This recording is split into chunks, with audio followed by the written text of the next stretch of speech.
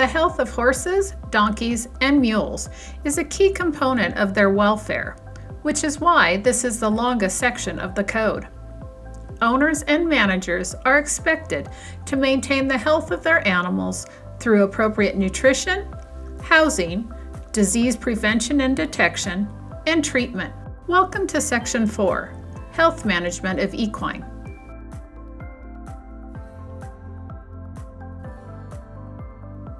In this session, we are going to cover health management plans, sick, injured, or compromised horses, dental care, lameness, and body condition.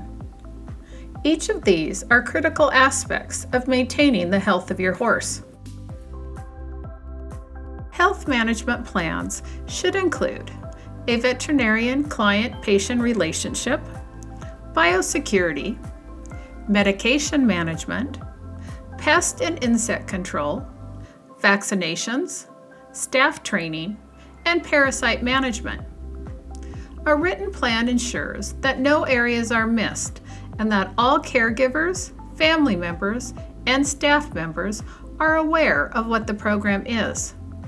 Work with a veterinarian and other experts to develop a written plan and review the plan in advance of making major changes to the farm. The foundation of your health management plan should be a VCPR. This is a veterinarian client-patient relationship and is the basis for interaction among veterinarians, their clients, and their clients' animals. Even though we do recognize that depending on circumstances, it may only be possible to seek veterinary advice via phone or other contact, it is strongly encouraged that veterinarians should be involved in helping meet your animal health obligations. There are two circumstances where a VCPR is required. One is for feedlots, and the other is when owners or caregivers intend to purchase and administer antimicrobials. In order to be considered a valid VCPR, 4 conditions must be met. 1. The veterinarian has assumed the responsibility for making clinical assessments and recommendations regarding the health of the animals and the need for medical treatment. 2. The veterinarian has sufficient knowledge of the animals on which to base the assessment, diagnosis, and treatment of the medical condition of the animals.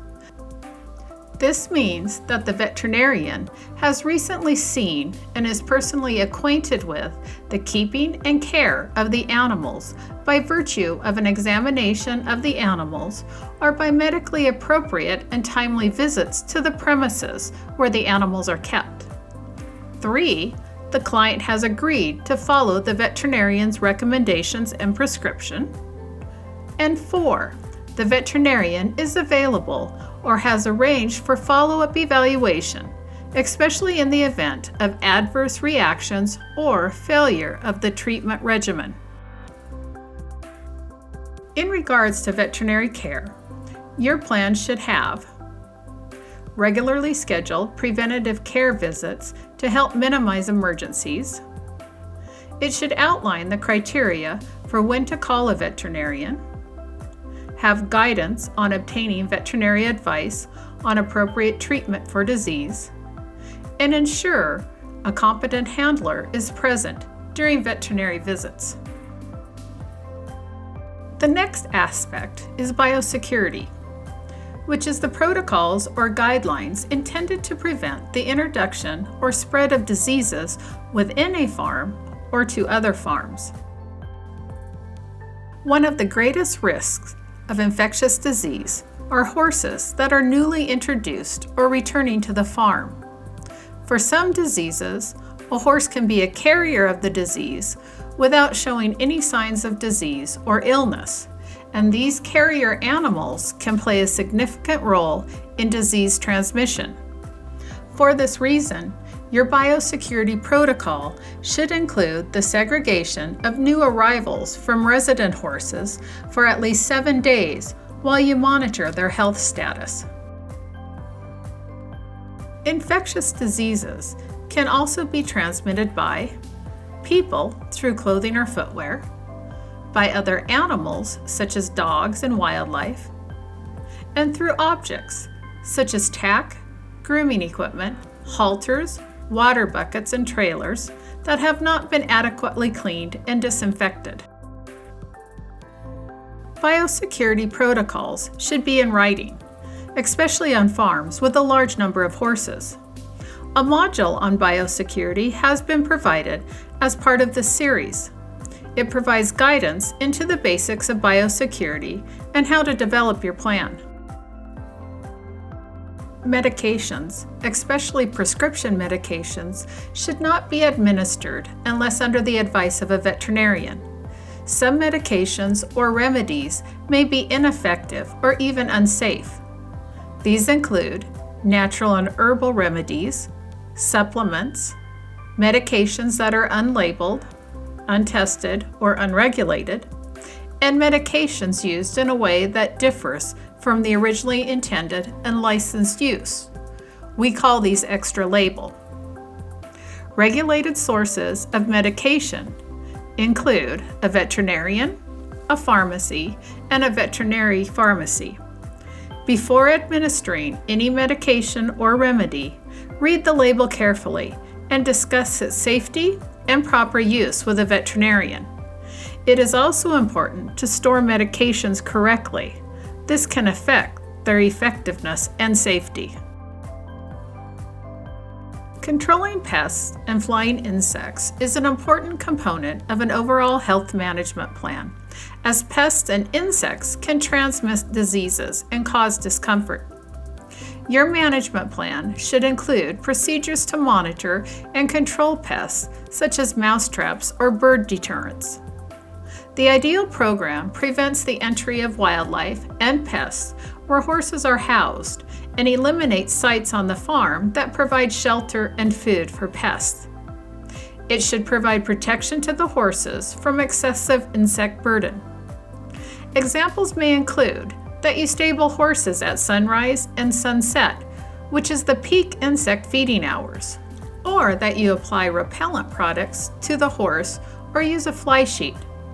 And finally, implement protocols to reduce insect breeding sites, such as remove or cover manure piles, or providing mosquito control in water troughs and standing water.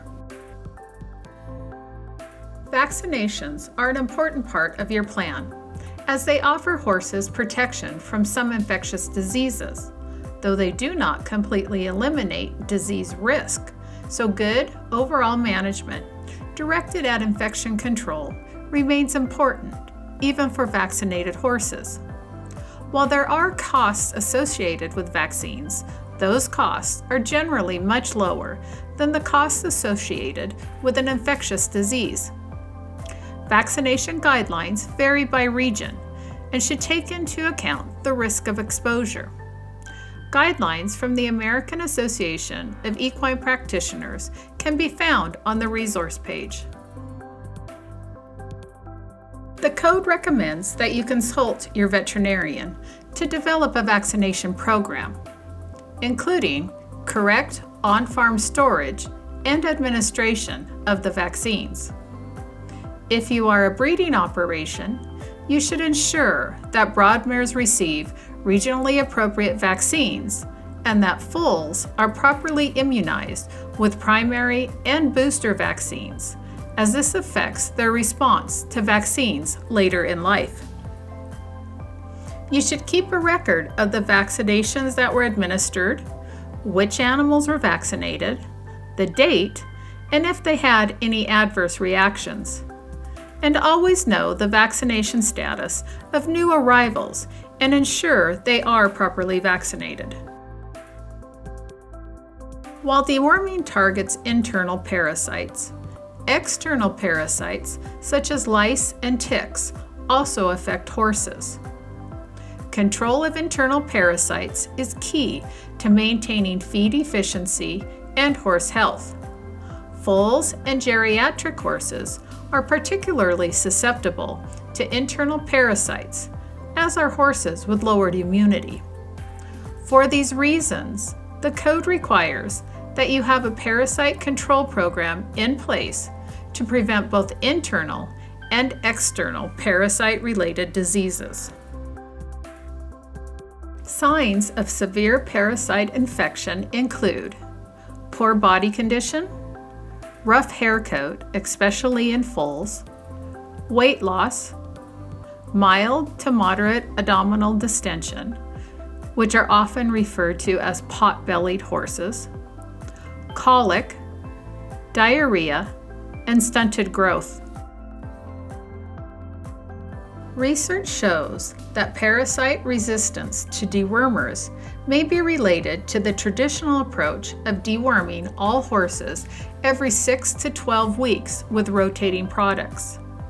A more effective alternative may be targeted treatments based on the worm burden specific to individual horses and farms, combined with effective pasture management.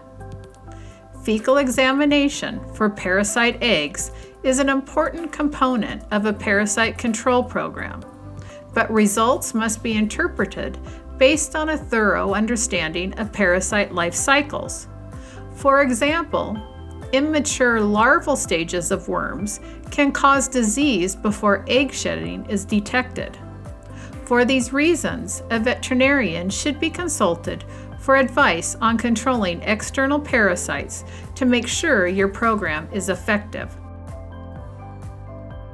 Parasite control programs will vary, but may include the following: fecal examinations to identify worm burden and estimate levels of shedding of eggs of individual horses, regular deworming of all horses or targeted treatments of horses known to have a high parasite burden, fecal egg count reduction tests to assess the efficiency of individual drugs used, and good pasture management, such as prompt manure removal, composting to kill parasite eggs, and pasture rotation. Consult a veterinarian to develop a control program for internal and external parasites. The plan should take into consideration risk factors such as the age of the horse, stocking density, the presence of drug-resistant parasites, seasonal and geographical factors, and additional management practices such as pasture hygiene. Records should be kept of parasite treatments, including identity of the animals treated, what product was used, the date of treatment, the dosage, and any adverse reactions the horse may have experienced. The code requires that records or receipts for treatments provided must be available. We have now reached the end of Part 1 for Section 4. You will now advance to Part 2, which will cover treatment of sick or injured animals.